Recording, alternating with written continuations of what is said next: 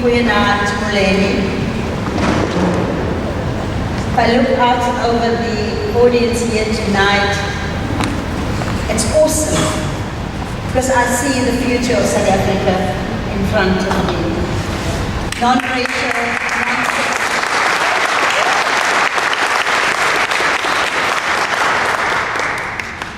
to my sister, Dr. Mampele, and I will share a little secret with you tonight too. That you know, being in government and having the shoe on the other foot where you have to deliver, and not just talk and throw stones and criticize, it can become quite difficult. And she's been there for me any time of the day or night when I call her and I say to her, my sister, please help me with this. And she's always been there for advice. Thank you, my sister.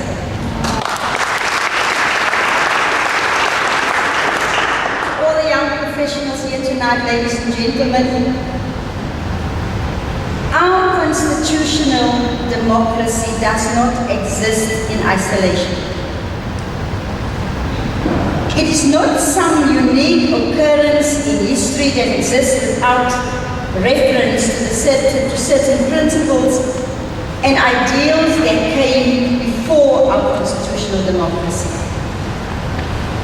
It exists as the culmination of various strands of constitutional, legal, political, and democratic developments that have trajectories spanning the course of modern history. As a model, it fits into a particular place as far as systems of statehood are concerned. As such, we must consider the principles and ideals which serve as the deeper foundations of our country. Those ideals see a balance of forces in society and also the separation of powers. They recognize the integrity of the state and the role of government at numerous layers, the place of civil society, the basic tempo of social norms, the rights of the individual, and the status of our judiciary. The constitutional framework is a contained architecture, a plan for a building. That's our constitution. It's a plan for a building. And there are different components brought together, like a proportional representation system, the recognition of socio-economic rights in the Bill of Rights, the principle of cooperative governance across the three spheres of government.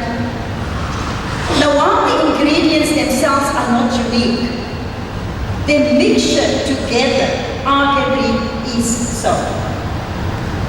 But the metaphor of architecture is perhaps a bit imperfect because the plan can change. Now, that is not in dispute. The Constitution can change.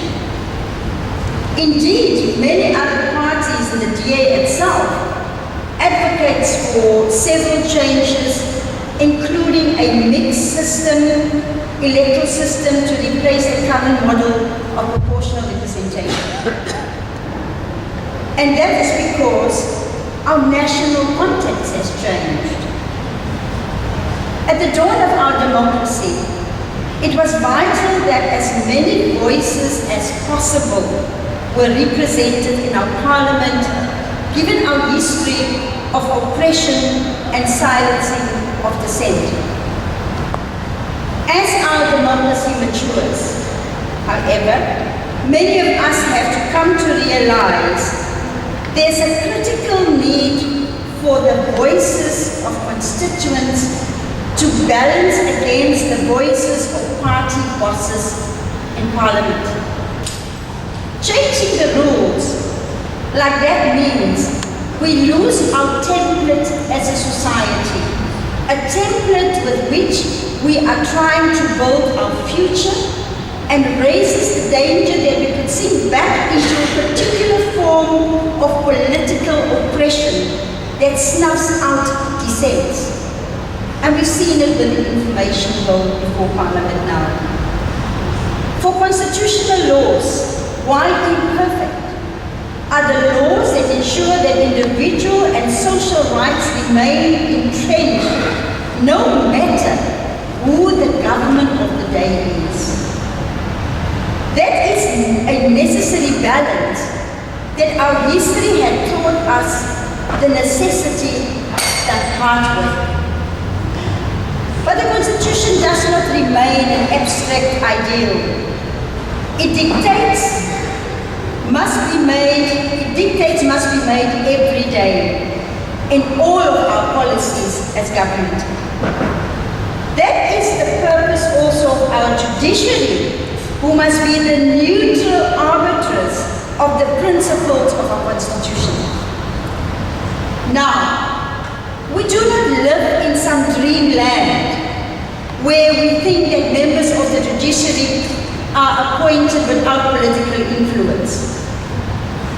While I believe that the appointment of judges must be as political neutral as possible, I do accept that for certain judges, especially the Chief Justice, nominations, deliberations over appointments are political, as we've seen in the case of Chief Justice Mokheni.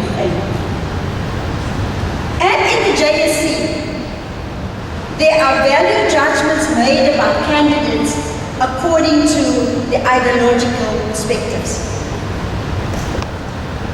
This has been the case since 1994 with the appointment of our Constitutional Court bench, especially with arguably heavily politicized appointments in the main. Those are the realities of a new democratic system where every terrain is contested. But the line in the sand should be respect for the verdicts of judges once they are handed down, so that we can assure that at the end of the day, no matter who is in power politically, the ultimate integrity of the Constitution is maintained. And if an applicant is not happy with the judgment, they can always appeal, because a fair trial includes the right to appeal. And I've always respected the courts. So when the author of my autobiography, Charlene Smith, named HIV positive women in my biography, women that I assisted during a clinical trial in our country, we were charged. And the allegation was that we have violated their right to privacy. Now, our defense was upheld by the High Court, it was upheld by the Supreme Court of Appeal, but we lost in the Constitutional Court. And I respect their judgment because I respect the independence of the judiciary. And so that is where the threat lies. The threat to the judiciary.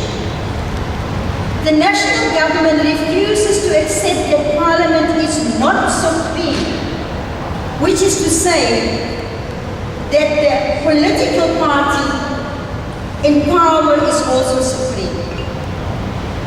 It sees the country in a simple formula. If the majority party decides something, no one can change it. The laws of the country must fit it and not the other way around. Now that is the hallmark of arrogance in power and the legacy of our past. The more things change, the more they stay exactly the same. And so they give the interpretation that the judiciary is mistaken. This is the most cynical display of pseudo-lawyers at work, casting aspersions on the considered opinion of jurists. We cannot know all the facts at hand, and the jurisprudence judges bring to bear on cases. We are not judges. We entrust others to ensure we follow the constitutional path we have chosen for the theory and practice of human rights, and these things are complex. I always say that when we criticize any judgment, the one disadvantage that we have is that we don't have the advantage of a judge that has access to all the evidence, access to listen to all the witnesses, and therefore can make an informed decision. We can just criticize when there is a judgment.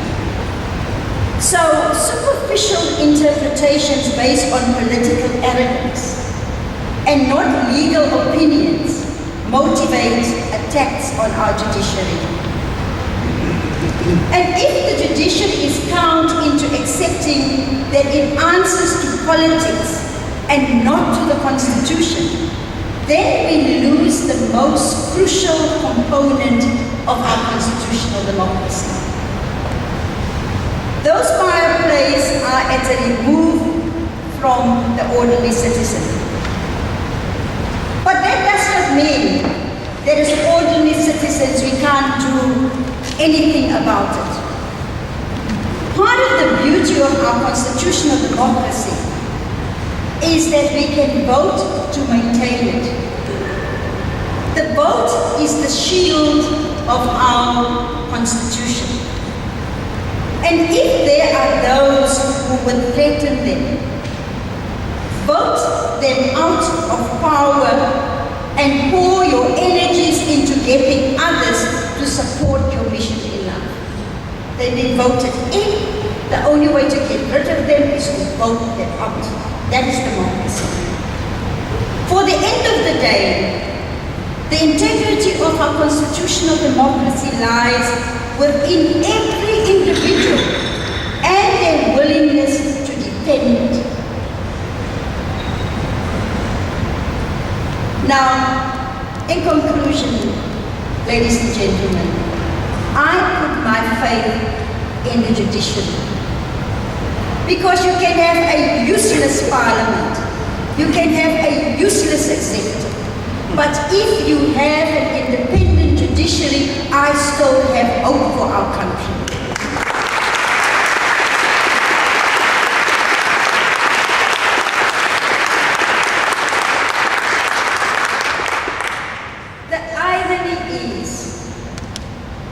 That the Constitution has become more democratic than the drafters of the Constitution. Many of them sitting in the executive today, we were together at Kempton Park writing the interim Constitution and coming to Parliament as a collective Constituent Assembly writing the final Constitution. But today the Constitution is more democratic than the drafters. So I appeal tonight to all the young professionals here, let us stand up and defend our Constitution. Thank you very much.